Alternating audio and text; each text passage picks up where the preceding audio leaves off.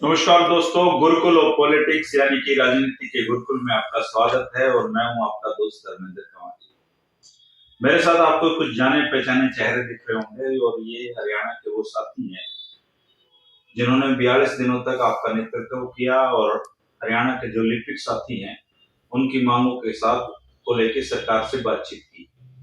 लिपिक साथियों को क्या मिला और क्या नहीं मिला ये बहुत अलग विषय है, लेकिन हरियाणा में एक कमेटी बनाई जो राघवेंद्र राव जी की अध्यक्षता में बनी है और क्लर्कों की मांगों पर विचार करना और उनकी मांगों को आगे बढ़ाना उस कमेटी का काम है। उस कमेटी में जो सदस्य हैं, दो साथी लिपिकों के हैं, जिनमें से एक साथी विकास शुक्र हैं, वो हमारे साथ हैं।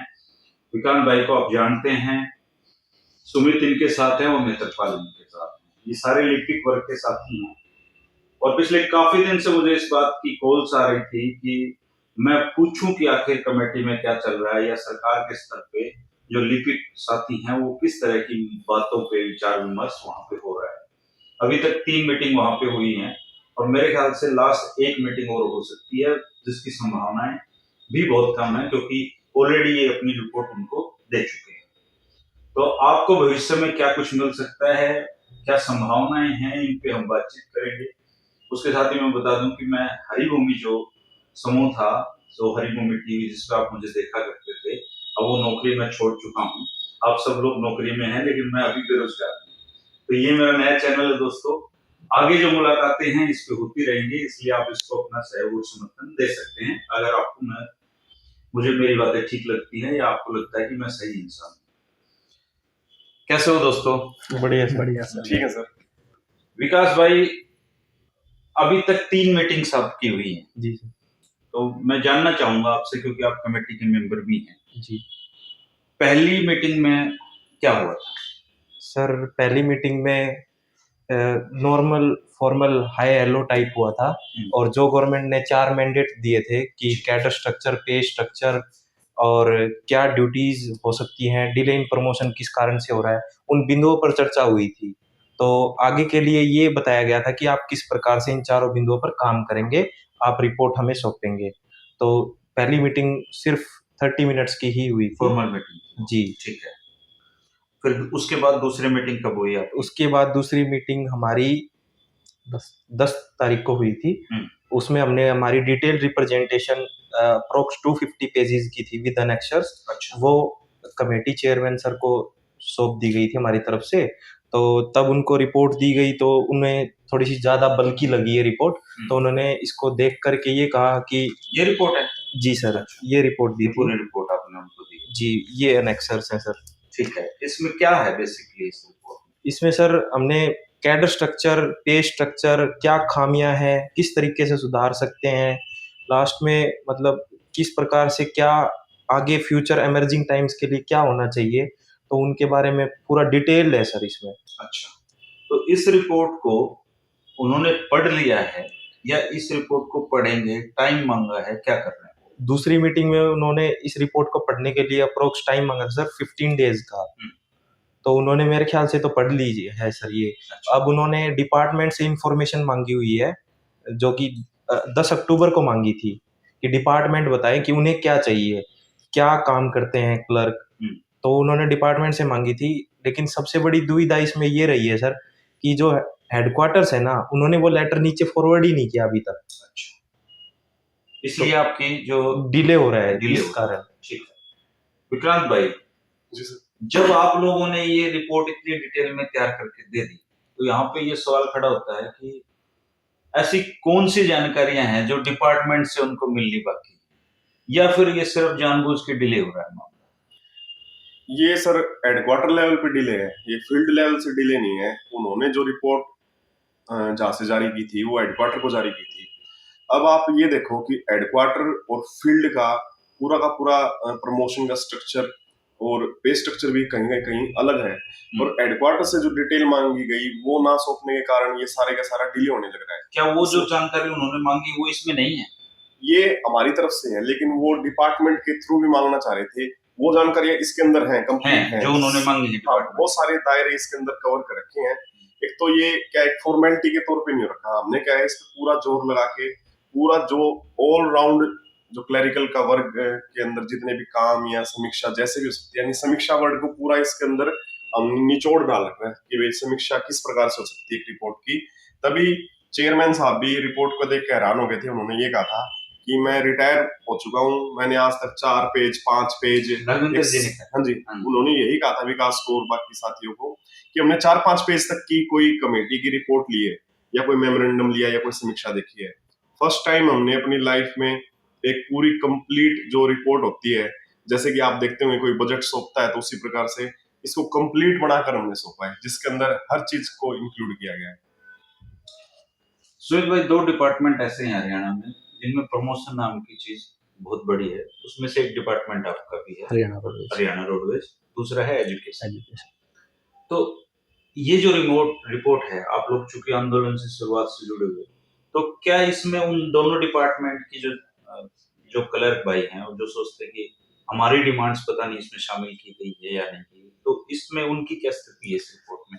सर इसमें ऐसा नहीं है कि खाली रोडवेज या फिर एजुकेशन से ही है। ये प्रमोशन वाली समस्या 4-5 डिपार्टमेंट में और है। जैसे कि आप ट्रेजरी डिपार्टमेंट में जाओगे या फिर डीसी ऑफिस के एफसीआर में जाओगे, वहाँ पे भी प्रमोशन का सबसे बड़ा इशू है। अच्छा। जब कमेटी के ही एक चीफ अकाउंट ऑफिसर थे, जब उन्होंने पर्सनल लेवल पर हेडक्वार्टर से कोई इन चीज़ों की ना जाने की वजह से जब वो खुद उन्होंने जाकर देखा चंडीगढ़ डिपो से हमारे, तो उन्होंने कहा कि आपकी एवरेज निकलती है 35 ईयर्स की। अच्छा। प्रमोशन के लिए आप हमारे डिपार्टमेंट में 40 साल का एक ऐसा कह सकते 40 साल से वो क्लर्क ही रिटायर हो जाता है। और यही समस्या है एजुकेशन डिपार्टमेंट में भी है, और ट्रेजरी डिपार्टमेंट हो गया, या कुछ डिपार्टमेंट ऐसे हैं जिन्होंने प्रमोशन का इशू बहुत बड़ा है, काफी समय से है। तो सभी की सभी रिपोर्ट इस रिपोर्ट में मतलब ऐसी कोई भी चीज नहीं छूटी हुई जिससे कर्मचारियों को बाद में कहना पड़े। जो भी समस्या क्लरिकल लाइन की ए से जेड तक है, हमने पूरा का पूरा इसमें शामिल करने की कोशिश की है। चलिए भाई, जैसे आप फील्ड में रहते हो, क्लर्क साथियों से मिलते हो, तो जो आप लोगों की कमेटी बनने के बाद जिस तरह का माहौल एक डेवलप हुआ, जो आप लोगों ने इतने दिन लगाए उस पे, तो अब जो साथी हैं उनका क्या सोच रहे हैं, वो इस कमेटी से क्या उम्मीद लगाए हुए हैं? सबसे पहले तो आपको बहुत बहुत धन्यवाद कि आपने समय निकाला।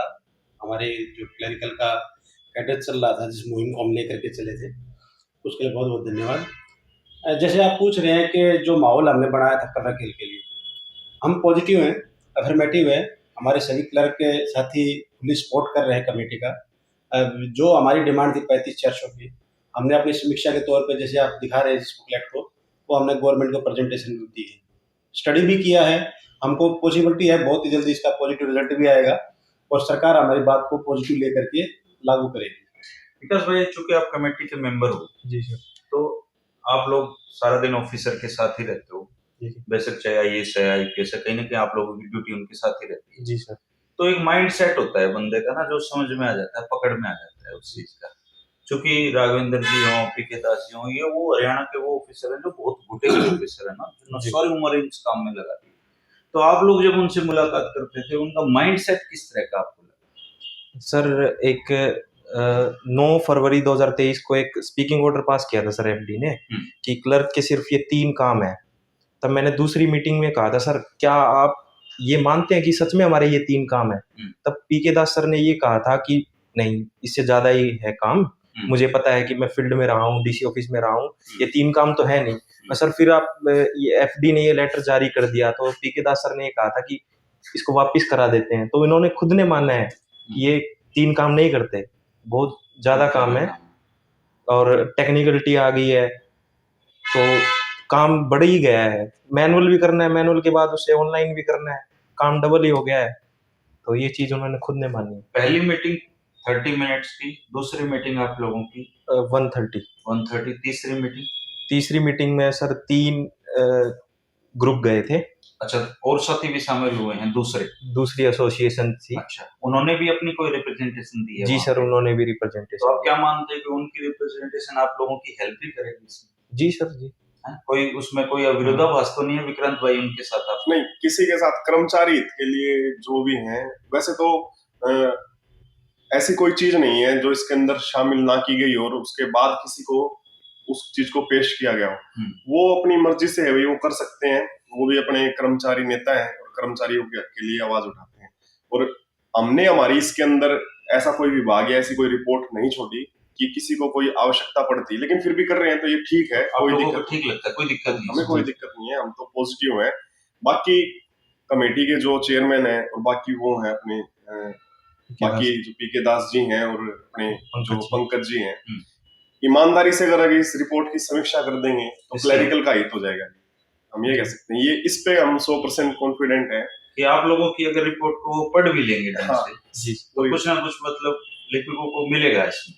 सर इसमें 100% मिलेगा सर इसमें एक पार्ट है ब्रीफ इंट्रोडक्शन इंडेक्स के बाद, अगर वो भी पढ़ लेंगे ना सर, 10 पेज का है, वो भी सफिशिएंट है सर।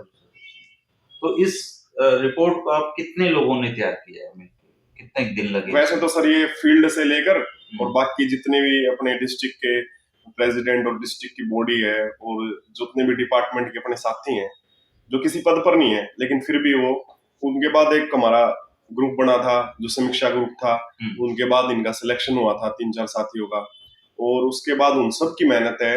इन्होंने चंडीगढ़ 10-10, 15-15 दिन एक बार रुक के इस पूरी रिपोर्ट को तैयार किया, वहां पे हेडक्वार्टरों से खुद ही पता करते थे, सारी चीजें करते थे। हर उस साथी की मेहनत है जिसने इसके अंदर रिपोर्ट का जितने भी डॉक्यूमेंट की रिक्वायरमेंट थी वो भेजी। और स्पेशल तो जो हमारे कमेटी के मेंबर हैं वो तो हैं ही, और कमेटी के जो बाकी साथी हैं वो सारे के सारे, जिनका नाम हम सारी चीजें इसमें शामिल कर रखी हैं। तो रोडवेज के जो कर्मचारी हैं, जैसे पहली बार क्लर्क स्तर के साथी हड़तालों में शामिल हुए, वैसे रोडवेज के जो दूसरे कंडक्टर हैं, ड्राइवर, वो तो हड़ताल सारी उम्र हो गई उनको। तो आप लोगों का जो लिपिकीय कैडर है, जो क्लर्क है, वो क्या सोच रहा है? इस कमेटी से उनको क्या उम्मीद है? कोई बात होती है आपकी उनकी इस बारे में? जी सर, इस कमेटी से ऐसा है कि लिपिकीय वर्ग के लिए कार्य की समीक्षा हमने पीछे से देखा था कि किसी ने ये नहीं कहा कि पीछे कभी कार्य की समीक्षा भी हुई है। इसलिए अगर देखा जाए तो पिछले लगभग 30-40 साल से कुछ भी नहीं हुआ।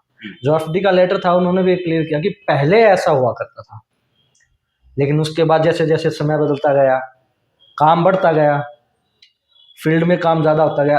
हालांकि हेडक्वार्टर में जो एफडी ने दिया हेडक्वार्टर में सेम है, वहाँ पे वैसे ही होता है, लेकिन जो फील्ड में अगर आएंगे ना, अगर हम फील्ड में देखेंगे तो फील्ड में ऐसा कुछ भी नहीं था। जो हेडक्वार्टर के असिस्टेंट द्वारा किया जाता था वहाँ पे वो फील्ड में क्लर्क के द्वारा किया जाता है। लेकिन ये चीज़ें ऊपर तक मेंटेन नहीं हुई, नहीं ऊपर तक भी अपडेट नहीं हुई।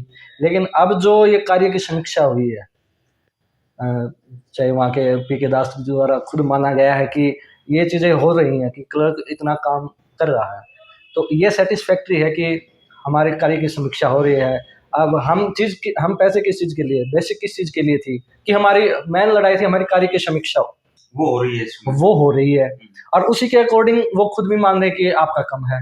तो ये चीज़ें काफ़ी बेनिफिशियल है कि हम अपनी दिशा में सही तरीके से जा रहे हैं। अच्छा विकास भाई, जैसे पूरा जो लिपिकीय आंदोलन था ना, इसमें मैं शुरुआत से लेकर आखिर तक मतलब लगा रहा, इसमें जुटा, मतलब कुछ इमोशनल कारण लगा लो या फिर आप लोग मुझे लगा कि ये गरीब सी प्रजाति है, इसका साथ देना चाहिए। तो जैसे मैंने महसूस किया कि उस समय जो आंदोलन को लीड कर रहे थे और एक जिम्मेदारी विक्रांत कंवर को दे रखी थी, तो इनके ऊपर ना पहाड़ जितना प्रेशर टिका हुआ था, और ये काफी भावुक भी थे आंदोलन, जब आप लोगों का कुछ हुआ नहीं। तो अब वही वाला प्रेशर क्या आप कमेटी में जो 2 लोग हैं वो भी महसूस कर रहे हैं? नहीं सर, मैं तो ऐसा महसूस नहीं कर रहा, मैं फ्रीली काम कर रहा हूँ बिल्कुल। अच्छा, कोई दिक्कत नहीं है मुझे अभी तक। तो क्या साथियों के फोन आते हैं कि जब एसोसिएशन की तरफ से मेरा नाम रिलीज किया गया था, मेरा और पंकज का, तब उसी रात फोन आने शुरू हो गए थे कि रात के 2-2 बजे तक। उससे 10-15 दिन और आए थे, लेकिन बाद में अब जैसे मैं उनको व्हाट्सएप पे सबके सुझाव लिए सर। इसमें मतलब इसमें SCS कैडर होता है, accounts officer, chief account officer जो रिटायर्ड हो चुके हैं, उनसे भी सलाह ली गई है, एडवोकेट से भी ली गई है। क्या हम इसमें लीगल पॉइंट भी बाद में भी यूज कर सकते हैं, अगर कमेटी हमारे पॉइंटों को सीरियस ना ले तो बाद में लीगल एंगल के तरीके से भी हम इसको करना चाहेंगे। अच्छा, ये टोटल मिला के कितने पेज की रिपोर्ट बना दी आपने नेक्स्ट ईयर? सर जो हमने सेकंड मीटिंग में दी थी ना सर, वो 250 की है जो बुकलेट के फॉर्म में है, और अलग से हम सप्लीमेंट्री भी दे चुके हैं। अब रिसेंटली जैसे जो हेडक्वार्टर से सूचना मांगी है कमेटी ने, वो हेडक्वार्टर्स तो दे नहीं रहे, वो भी इवन हम ही प्रोवाइड करा रहे हैं उनको। अच्छा, हेडक्वार्टर ने दी नहीं? हाँ, हेडक्वार्टर्स दे नहीं रहे, और ना ही फील्ड में नीचे सर्कुलेट कर रहे हैं वो। फिर हमने जहाँ पर ज्यादा दिक्कत है उनकी तरफ से मैसेज आया था कि भाई इन डिपार्टमेंट का आप प्रोवाइड करवा दीजिए, वो मैंने अलग से भी उनको सप्लीमेंट्री दे दिया है। विकास भाई, ये किस तरह की स्थिति है कि सरकार की एक कमेटी है, वो रिपोर्ट मांग रही है और डिपार्टमेंट दे नहीं रहे उसको? ये ऐसा कैसे होता है? आप लोगों के कलर साथियों को ही देनी होगी वो रिपोर्ट। जी सर, वो हेडक्वार्टर ये नहीं चाहता ना कि ये सेम व्यवस्था जो हमने हेडक्वार्टर में बना रखी वो फील्ड में बन जाए। अच्छा, उनके मन में ये यहाँ भी क्लैश है फिर उस तरह का? जी सर, जी, कि उनको कुछ मतलब आप लोगों से आप लोग बेनिफिट ना उठाएं। नहीं, ये एक वाला है। गलत एक इस रिपोर्ट के अंदर एक चीज है, उसको स्टाफिंग पॉलिसी कहते हैं सर। हेडक्वार्टर के अंदर वो लागू है, जो सरकार ने नियम बना रखा है कि एक क्लर्क के ऊपर कितने असिस्टेंट होने चाहिए। अच्छा, फील्ड के अंदर वो लागू नहीं है। जैसे कि हेडक्वार्टर के अंदर वो लागू है, एक क्लर्क पे कितने असिस्टेंट है? 2 असिस्टेंट है। यहाँ पर क्या है, 5 क्लर्क को असिस्टेंट नहीं मिलेगा आपको, तो प्रमोशन का चैलेंज उसका बंद। आगे उसको जैसे भी कहते हैं कि कॉन्स्टिट्यूशन में भी कि अपनी पदोन्नति का, अपने आप को वित्तीय ऊपर लाने का उसका अधिकार होता है, तो उसका अधिकार फील्ड में तो छीन लिया जाता है, लेकिन हेडक्वार्टर में उसका बना हुआ है। तो स्टाफिंग पॉलिसी दोनों जगह की डिफरेंट है कि भाई वहां पर तो एक क्लर्क ऊपर 2 असिस्टेंट, असिस्टेंट के ऊपर फिर डिप्टी की पोस्ट, वो सारी चीजें एक ऑफिस की वहां पे बनाई हुई है जो सरकार ने दे रखी है। जब एक ऑफिस की स्थापना होगी तो वहां पे एसएनई और इस प्रकार से होगी, लेकिन फील्ड में वो इम्प्लीमेंट नहीं है बिल्कुल भी। वो क्लर्क है तो क्लर्क ही, असिस्टेंट, डिप्टी, सारा कुछ वही डीलिंग हैंड, लास्ट तक का डीलिंग हैंड एक क्लर्क ही रहेगा, जिम्मेवारी से लेकर बाकी सारी चीजों तक। लेकिन उसका जो पे स्ट्रक्चर है वो वहीं पे रहेगा क्लर्क। ये जो कमेटी की रिपोर्ट है, इसको कितने दिन में देनी थी सरकार को? 3 महीने में ना? 3 महीने में, जिसका समय लास्ट नोटिफिकेशन से 23 नवंबर को पूर्ण हो रहा है सर इसका समय। हो जाएगा है? जी सर, आज हो गया, मतलब 3 महीने हो गए। जी सर। तो आज तुम दे नहीं पाएंगे वो रिपोर्ट? नहीं सर। तो फिर कितना टाइम और लग सकता है इसमें? सर दिसंबर तक लगता है हो जाना चाहिए। दिसंबर को वो सरकार को दे देंगे? जी सर। अच्छा, तो ये उम्मीद करी जा सकती है कि नए साल में अगर सरकार आप लोगों को कुछ देने के लिए वास्तव में गंभीर है, जी, क्योंकि ये जरूरी नहीं कि वो रिपोर्ट दे वो लागू कर दें, हो सकता है वो उसको अपना दराज में डाल दें। जी, तो अगर गंभीर है तो इसका नए साल में आप लोगों का संघर्ष तो कुछ मतलब नतीजा आ सकता है। जी सर, बिल्कुल। हालांकि जो रिपोर्टें होती हैं उनका फायदा ये होता है कि उनका लीगल स्टेटस हमेशा बना रहता है ना। वो ये सरकार अगर नहीं करेगी तो अगली करेगी। जी। तो अब कमेटियां तो ऐसी ऐसी 20-20 साल बाद भी रिपोर्टिंग लगूंगी। तो एक तो इसका फायदा मुझे दिखता है कि आपकी जो कार्य की समीक्षा है पहली बार वो हो रही है हरियाणा में, जो अभी तक नहीं हुई थी। दूसरी बार, क्या इससे पहले और कोई कमेटी भी बनी है कर्म लिपिकों को लेकर? सर गैजेटेड नोटिफिकेशन आज तक नहीं निकला था, गवर्नर के साइन होकर गजेटेड नोटिफिकेशन निकला। इसलिए क्या है कि हमें विश्वास है पर्सनली कि ये फॉर्मेलिटी नहीं हो रही, कुछ ना कुछ तो करेंगे, पक्का करेंगे। जो हमने दिया है, हमारी डिमांड 35,400 है और समीक्षा, कार्य समीक्षा के आधार पर उसी पे काम होने लग रहा है। तो एक तो फॉर्मेलिटी नहीं हो रही, गजेटेड नोटिफिकेशन है। अगर इनको हमें टाल मटोल करनी होती तो ये वैसे कर देते, लेकिन पेपर वर्क पे सारी चीजें होने लग रही हैं और ज्यादा दिन दूर नहीं है। जब हमने 40 साल का इंतजार कर लिया तो ये तो 3-4 महीने की बात थी, अभी भी हो जाएगा। बाकी और रास्ते खुले हैं। कर्मचारियों का तो यही है कि भाई संघर्ष करना होता है और यही चीजें चलती रहती हैं। आज इस चीज की डिमांड है, कल किसी और चीज की डिमांड होगी। तो भाई, जैसे आंदोलन एकदम से खत्म हुआ तो उस समय जो माहौल था, वो पूरी टीम जो आप लोग लगे हुए थे, सारी टीम पे सवाल खड़े हुए थे बहुत जबरदस्त तरीके से। तो क्या अभी जो लिपिक भाई हैं वो आपको शक की नजर से देखते हैं या फिर कुछ चेंज आया है उसमें? नहीं, दोनों चीजें हैं सर, आज तक दोनों चीजें हैं। बहुत सारे आज भी ये मानते हैं कि भाई हम आपके साथ हैं, जो परिस्थितियां थी उसके अनुसार बिल्कुल ठीक फैसला था। और बहुत सारे ऐसे भी हैं जो उस चीज को गलत मानते हैं कि भाई हड़ताल खत्म नहीं करनी थी। दोनों तीनों तरह के सारे साथी हैं आज भी। मतलब कुछ लोग तो ये बिक गया ऐसी बातें सुनी आपने? हाँ, कितने करोड़ थे? 3 करोड़ के आसपास कह रहे थे। और यही कि बहुत सारी चीजें जुड़ अगर जाती 3 हैं। करोड़ होते तो उसमें कुछ हिस्सा तो मेरा भी होना चाहिए है ना। मुझे नौकरी छोड़ने में अब दिक्कत नहीं होती ना, चैनल एस्टेब्लिश करने में टाइम लगता है। ऐसा है, हर दल में कोई नरम दल होता है, कोई गरम दल होता है, कोई गरम दिमाग का होता है। उसको लगता है कि भाई हमको उठा देते, आप हड़ताल 42 दिन की बजाय आप 35 दिन पे उठा लेते, लेकिन आप एक टकराव के बाद उठाते। हाँ, मतलब भिड़ना चाहिए था सरकार हाँ, ये इशू था कि हम अगर मतलब खुद से उठने में शर्म आती थी, तो हमको चाहिए था टकराव, कई ऐसे गरम दल हाँ, वाले। वो लठी-लुठी मार के परंतु हमारे विक्रांत भाई ने देखा कि ये खुद एक नरम स्थिति के हैं, हर चीज इनको पूरा हरियाणा दिख रहा था, हमको दिख रहा था एक भाई हम भिवानी में ये एक्टिव मेरे थे। साथ इंटरव्यू इनका जस्ट बात हुआ था, तो ये मतलब उसमें भी बहुत भावुक थे इस समय। हाँ, ये बहुत थोड़ा सा इमोशनल है। पीरियड ही ऐसा था सर, वो पीरियड ही ऐसा था कि सोच के कुछ चले थे और इतने सारे लोगों का विश्वास पानी होता दिख रहा था, तो ऐसा महसूस हो रहा था क्या तो चीज होगी। ये मैं ये पूछना इसलिए चाह रहा हूँ कि ये वाला जो आपको महसूस हो रहा था, ये विकास आपको क्यों नहीं हो रहा है? क्योंकि ये तो कमेटी में है। अगर मान लो ये कुछ चूक होगी, इनको हमने फ्री हैंड कर रखा है, हमने ही कह रखा है तुम्हारा काम मेहनत करना है। क्योंकि ये बता नहीं रहे अंदर से। नहीं सर, मेरे को पहले दिन हुआ था, हाँ। अब मैं उनसे फैमिलियर सा लगता है मेरे को, मैं उनसे फोन पे ही बात कर लेता हूँ, अच्छा, किसी भी टॉपिक पे करनी हो, तो मेरे को ऐसा कुछ नहीं फील हो रहा सर। पहले दिन हुआ था कि पता नहीं कैसे क्या बात करेंगे, अब जैसा वो मेरे से काउंटर भी करते हैं ना, मैं तुरंत रिप्लाई कर देता हूँ सर। तो वो चलती चलती मीटिंग में मतलब वो भी खुद फैमिलियर हो जाते हैं, वो भी ऐसे कहने लगते भाई मेरी भी सुन ले, तो वो ऐसा हो जाता है। जैसे एक्चुअली थोड़ा रिटायरमेंट के बाद नहीं, थोड़ा स्पेस दे दिया थोड़ा उन्होंने। नरम पड़ जाते हैं, इसका कारण ये भी होगा कुछ। मतलब उनके पास पॉजिटिव कुछ शायद कार्य समीक्षा इनको लेके शायद उन्होंने पढ़ा हो, तो वो कुछ पॉजिटिव भी हुआ है, ये उनको ये माइंडसेट थोड़ा चेंज हुआ इस चीज को उनका। भी हैरान थे लेके कि क्लर्क ऐसी रिपोर्ट तैयार कर सकते हैं। नहीं, इससे तो आप लोगों ने साबित कर दिया ना कि क्लर्क वही पढ़े लिखे लोग हैं। नहीं तो क्लर्कों को तो पढ़े लिखे नहीं मानते लोग हैं। इससे आप लोगों ने कम से कम एक मेहनत की तो दिखती है इससे। इसको भी आने वाले टाइम में रिलीज कर देंगे हरियाणा में, सभी इसको आराम से पढ़ेंगे। अभी नहीं कर रहे क्योंकि भाई कमेटी की रिपोर्ट नहीं आई, तो वहां से भी वो चीजें होती है। कमेटी की रिपोर्ट आने के बाद आप इसको पब्लिकली पब्लिक रिलीज कर दोगे, इसकी ताकि वर्ड लोगों को पता लगे या और लोग रख लें आगे काम आ सकती है। तो कुल मिला के अब ये आप लोगों की जो सारी उम्मीदें हैं इस बात पे टिकी हुई हैं कि कमेटी आप लोगों की बात को पॉजिटिवली ले और पॉजिटिवली सरकार को सौंपे। अगर नहीं सौंपा और आपकी ये उम्मीदें सिर्फ इस कमेटी की रिपोर्ट में ही बंद होती रहेगी, तो आपके पास प्लान बी भी है कोई, या फिर खत्म हो जाएगा? बिल्कुल है सर, आने वाले 2024 के अंदर जनवरी फरवरी में हम काफी बड़ा सम्मेलन करेंगे राज्य स्तरीय, जिसकी तैयारी हर एक जिले के अंदर हम करने लग रहे हैं।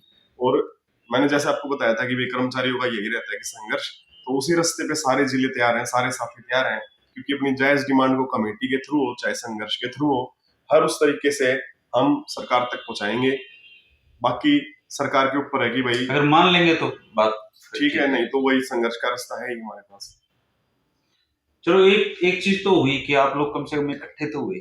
मैं हमेशा आंदोलन में भी ये बात करता रहा, कम से कम इस बहाने आप लोग इकट्ठा तो हुए। अब दूसरी पोस्ट के जो साथी हैं वो भी ये कहते हैं कि भाई कोई ड्राइवर है रोडवेज का, टीचर है, वो भी कहते हैं भाई क्लरिकल वर्क कभी भी इतना इकट्ठा नहीं हुआ था। वो फर्स्ट टाइम उन्होंने देखा है एक ऐसा आंदोलन जिसके अंदर कंप्लीटली वो इसके अंदर शामिल थे। नेत्रपाल भाई, क्या कहोगे आप अपने आंदोलन के बारे में? सर आपने क्या सीखा इस आंदोलन से? बिल्कुल बहुत ही बढ़िया है। आपने जो पूछ रहे हैं असली बात तो यही है कि आंदोलन से क्या सीखा।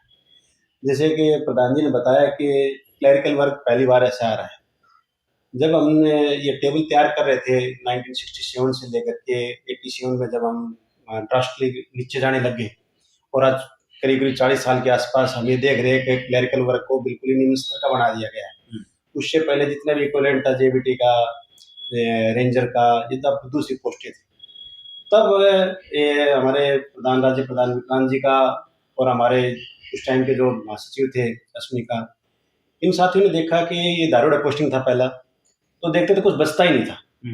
तो वहां पर पहली जरूरत ये नजर आई कि क्लर्कों का बेसिक पे कैसे बढ़ाया जाए।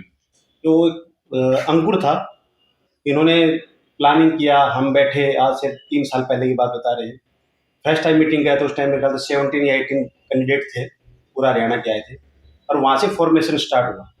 हम लोगों को नहीं पता था हम यहाँ तक चले जाएंगे कि आज हरियाणा के अंदर सिर्फ 3500 इक्विवेलेंट क्लर्क माना जाएगा। फॉर्मेशन तैयार किया, साथियों को इकट्ठा किया, हमने देखा क्या हम रोल बैक कर सकते हैं क्या। जब दूसरे पोस्टों से सुनते थे भी क्लर्क इकट्ठे ही नहीं हो सकते, तो वो एक चैलेंज भी ले लिया था हम लोगों ने। और मैं रिटायर्ड एयरफोर्स हूँ, पूरी तरह से मेंटली मेच्योर हूँ। इन सब बातों को देखने में हमने संगठन संरचना कैसे करनी है अच्छी तरह से आते थे, और उसकी दायित्व भी कुछ मेरा भी बना, और हमने स्टेट बॉडी बनाई। उसके बाद में फॉर्मेशन तैयार किया। सरकार हम तक न पहुंचे या सरकार तक हमारी बात न पहुंचे तो हमने जोनल कोऑर्डिनेटर एक नया शब्द क्रिएट किया, फिर जिला कोऑर्डिनेटर बनाए, जिला प्रधान बनाए, उनके नीचे टीम वर्क किया। हमारे प्लान ABCD तक थे। यदि हम जब फॉर्मेशन कर रहे थे दैट टाइम ऐसा मरमरिंग हो रहा था, अभी प्रधान जी को कुछ हो जाएगा, अंदर डाल दिया जाएगा, कुछ कर दिया जाए, तो सेकंड प्लान भी क्या हो, तो हमारे पास टीम वो भी थी। तो हम पूरी तरह से डेड श्योर थे कि हम इसको कामयाबी तक लेके जाएंगे। पर आंदोलन लंबा खिंच गया, उसमें कई सारी दिक्कतें आई आपको। पहले बाढ़ आ गई, फिर नो इंसाफ, फिर नो वाला काम हो हमने गया। उससे आंदोलन कलरुकों में तो कितने सिरमुंडाती होड़े पड़े, वो वाला काम था आपके साथ। हम 18 जून को जब हमने अपना शक्ति प्रदर्शन किया करनाल में, तो उससे पहले तक 10 दिन तक हम थोड़ा सा बहुत आपस में डिस्कस करते रहते थे, रात भर फोन होते थे हमारे, क्या हम अपने क्लर्क साथियों को निकालने में कामयाब होंगे। लेकिन गॉड ग्रेस, हमारे क्लर्क वास्तव में जज्बाती हैं, और ये जो लोग भ्रम फैला रखे थे, कभी इकट्ठे नहीं हुए थे, कभी हो नहीं सकते, कभी होंगे नहीं, ये वास्तव में मिथ्या था।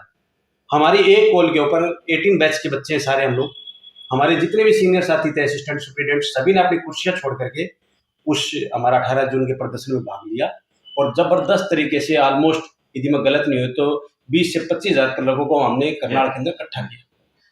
विकांत भाई, एक हर आंदोलन में बड़ा इश्यू होता है कि चंदे का, तो क्या आपका संगठन चंदे को लेकर पारदर्शी है? कितना पैसा आया, कितना खर्च हुआ, क्या इसको लेकर आप लोगों की कोई नीति है, या फिर दूसरे जो संगठन चलते हैं वैसे आप? अभी तक सारा ट्रांसपेरेंसी है। चंदे की जो पर्ची कटी वो ऑनलाइन है, और बैंक अकाउंट के थ्रू ही सारी पेमेंट हुई है अभी तक जितनी हुई है, और जितना जिले को दिया है वो सारा का सारा हिसाब आज तक हमारे पास है। वो कोई भी कलर साथी ले सकता है? कोई भी ले सकता है। हमारे सुनील गुर्जर हमारे राज्य के कैशियर हैं, वो कभी भी उनके पास से कभी भी ले सकते हैं, और उन्होंने दिया भी है, जिला प्रधानों को दिखाया भी है। जब मीटिंग्स होती है तब उसके अंदर खर्चे की जितनी भी बातचीत होती है उसके अंदर वो ऑनलाइन मीटिंग में सुनील गुर्जर सबको बराबर हिसाब बता देते हैं। अच्छा, प्रधानी हरियाणा में ना चौधरी से साथ जुड़ा हुआ मुद्दा भी है कि एक बार जो प्रधान रहेगा वो हमेशा ही प्रधान बना रहना चाहता है, तो आपके साथ ऐसी स्थिति तो नहीं पैदा हुई है कि आप लगातार इनका नेतृत्व करना चाहेंगे, या नेतृत्व आप दूसरे साथी को दे सकते? मैं नेतृत्व दूसरे साथियों को दूंगा। दो 100% इसमें जमा रहने की कोई जरूरत नहीं है आपको। नहीं, एक बस ये थोड़ा टारगेट है, ये जनवरी तक मेरे को पूरी उम्मीद है कि जनवरी तक हमारे उसमें कुछ ना कुछ होएगा। आपका ये सपना भी है मेरे ख्याल से कि कुछ इस सिरे तक लेके जाओ आप लोग ना। सभी का सपना है सर, हमारा सपना होता है सर, क्योंकि मेरा फर्स्ट टाइम याद आता है जब विक्रांत भाई हमारे पास आए थे हरियाणा रोडवेज में, तो वो उस दिन वो था भी ऐसा कि हम 2 क्लर्क आपस में बातें कर रहे हैं। अच्छा, कि हम काम तो ये करते हैं।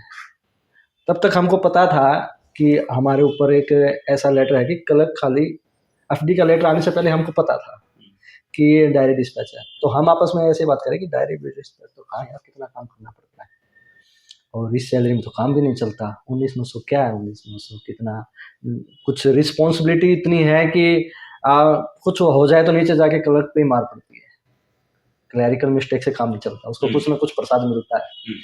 तभी विक्रांत भाई आते हैं और बोले कि मैं ऐसे ऐसे इस चीज़ का करना चाहता हूँ, कि उन्होंने सारी बातें की बेसिक तो पर हमने भी की। बोले कि मैं पूरा हरियाणा में घूमना चाहता हूँ और इसके लिए मुझे साथी चाहिए। तो वही होता है कि कोई दर्द था, उस दर्द पे उंगली रखती थी मैंने, और पूरा हरियाणा इकट्ठा भी उसी दर्द की वजह से हुआ। सबको यही मर्म था कि सैलरी कम है, काम ज़्यादा है, सैलरी कम है, और इसी वजह से इनके साथ हम बोले हमारे साथ वो कारवा बढ़ता। खास बात यह है कि आपका जैसे संगठन ने काज, मैंने जो महसूस किया आप लोगों के अंदर, लोगों को ना काज से कोई मतलब था, ना सर्व कर्मचारी संघ से मतलब था, वो सब आपकी डिमांड के साथ जुड़े हुए लोग थे। हो सकता है आपके संगठन में सदस्य तो अब भी कमी हो?